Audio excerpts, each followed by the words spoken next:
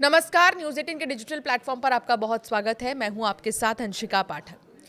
केंद्रीय कर्मचारियों को 8वें वेतन आयोग की सिफारिशों के लागू होने का इंतजार है। ये सिफारिशें लागू होने में 18 महीने से ज्यादा का समय लगेगा, लेकिन इससे पहले ही कर्मचारी अपना कैलकुलेशन कर रहे हैं। नए वेतन आयोग की सिफारिशों के केंद्र की स्वीकृति मिलने के बाद ग्रुप ए, बी, सी और डी के कर्मचारियों की बेसिक सैलरी में बड़ा इजाफा होने की उम्मीद है। तो वहीं पेंशनर्स की पेंशन में भी संशोधन किया जाएगा।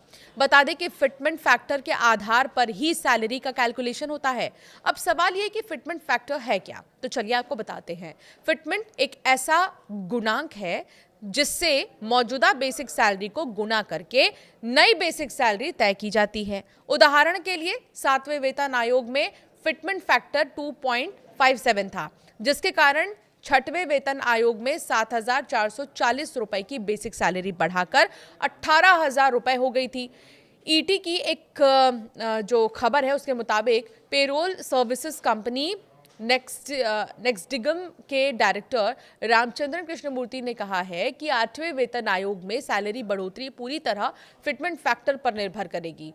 उनका अनुमान है कि फिटमेंट फैक्टर 1.9 से 2.5 के दायरे में रह सकती है और इसे सभी कर्मचारियों पर समान रूप से लागू किया जाना चाहिए। इसके अलावा Karma management global consulting solutions private limited के एमडी का ये अनुमान है। उनके अनुसार फिटमेंट फैक्टर 1.83 से 2.46 के बीच हो सकता है। हालांकि 2.57 के फैक्टर की संभावना से भी इनकार नहीं किया जा सकता।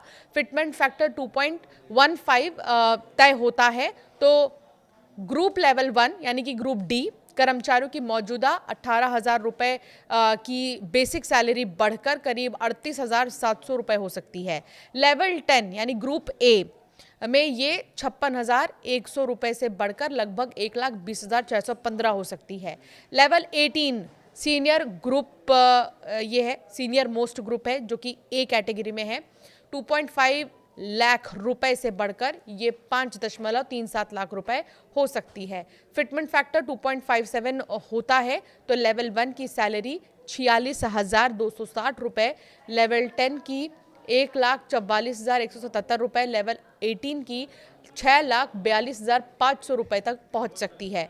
फिटमेंट फैक्टर 2.86 होने पर लेवल 1 की बेसिक सैलरी 51,480 रुपए, लेवल 10 की 1,60,446 रुपए, लेवल 18 की सैलरी 7,15,000 रुपए तक पहुंचने का अनुमान है।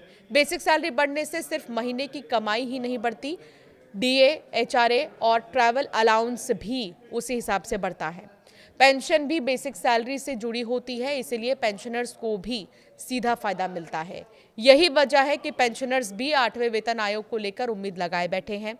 8वें वेतन आयोग का फायदा करीब 50 लाख केंद्रीय कर्मचारियों और लगभग 69 लाख पेंशनर्स को मिलेगा, यानी देश के करोड़ों परिवारों की आमदनी पर इसका असर पड़ेगा। आपकी राय क्या है इस पर? हमें जरूर कमेंट कर बताएं।